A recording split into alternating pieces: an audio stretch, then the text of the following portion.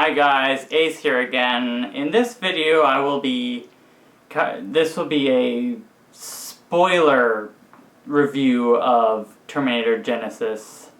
So if any of you haven't actually seen the movie yet, you can just click my other video where I just give a non-spoiler review, or you could just go see the movie.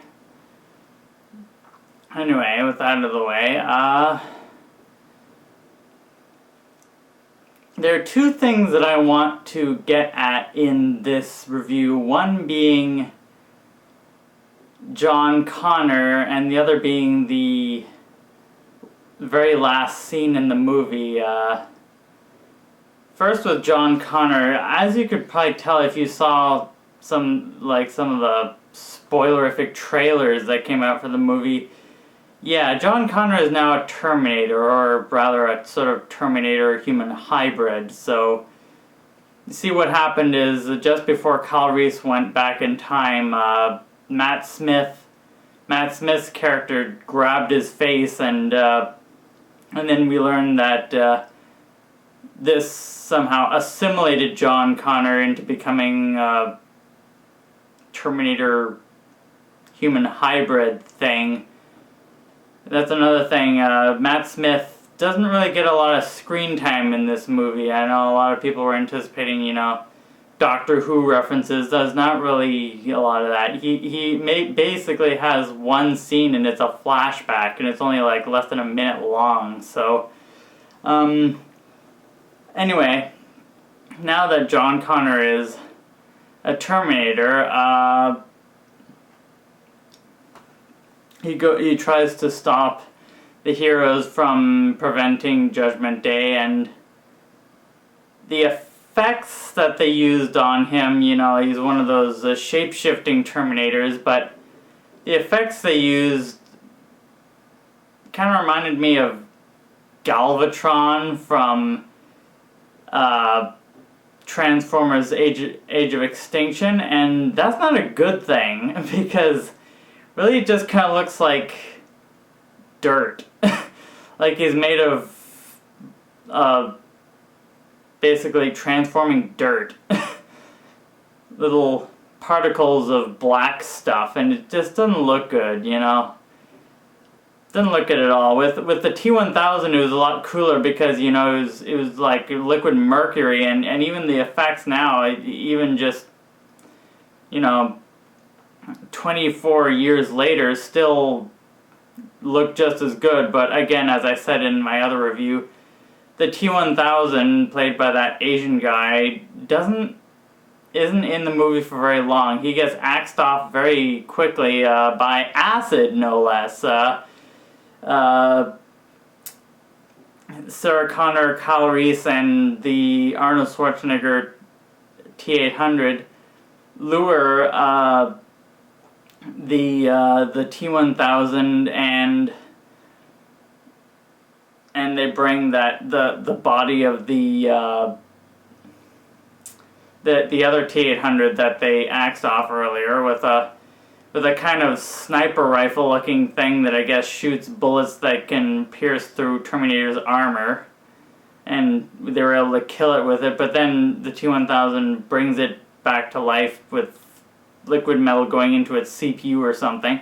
But anyway, they lure it to this room where there's pipes all up above their heads, and when the T-1000 is in there, they basically shoot it up with bullets, and then this acid, like from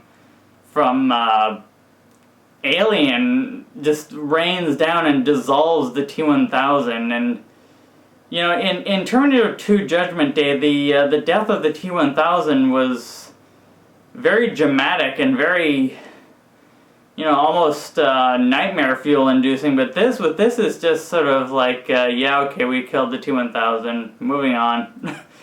In Terminator 2 it was a big deal that they finally managed to kill it, but in this movie it's just like, yeah, we killed it, moving on. So, now about the last ending scene. You see, most of the action scenes were shown in the trailers, except for the very last one where they have a standoff where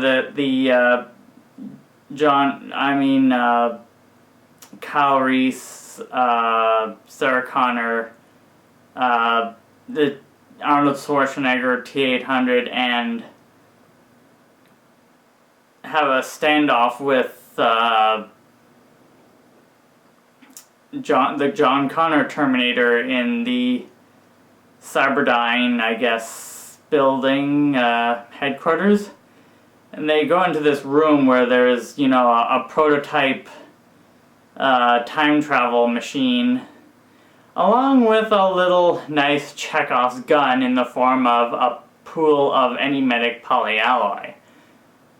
Very cleverly, Arnold Schwarzenegger Terminator says that it serves no harm or no threat because doesn't have any programming yet. So originally, what I was hoping for, expecting, is that when Arnie and John Connor duked it out in that room, that the John Connor Terminator would bring the enigmatic polyalloy to life, TX style, and then Arnie would have to fight both of them. But instead, I got something even cooler. Well, first of all, Arnie defeats the John Connor Terminator by shoving him into the time machine portal thing and turns it on. Since it's just a prototype, all that it has is the magnetic field, but magnetic fields hurt the John Connor Terminator, so they were able to kill him with that. And along with the Arnie Terminator, he was damaged beyond repair by that too. But the Arnie Terminator's head fell into the enigmatic polyalloy just as his eye lights were going out. So as Sarah Connor and Kyle Reese were hiding in a bunker, talking about, what are we gonna do now? Are we gonna make out and have a kid? And then suddenly, pushing, like in Terminator 2, the sword hands come through the bunker door, and there's Arnold Schwarzenegger, and he's a T1000 now. And you see, it was kind of building up to this the whole movie. It was sort of foreshadowed with the running gag of Arnie saying "old but not obsolete" at least 3 or 4 times throughout the movie. And when Kyle Reese and Sarah Connor see him again, they're like, "I thought you were dead," and he's like, "Not dead, just upgraded." So in my opinion, that's one of the best things that could ever happen in a Terminator movie. The T-800 Arnie Terminator getting an upgrade to a T-1000 is just, there's so much potential you could do with that. And this also means that this is the first movie where the Arnold Schwarzenegger Terminator survives to the very end of the movie. So I know a lot of people didn't like the movie, but it has its flaws. But I just think that very last scene, that very last concept is just the best thing one of the best things I've ever seen in a Terminator movie. It's just awesome. Anyway, I guess I pretty much covered everything now, so until next time,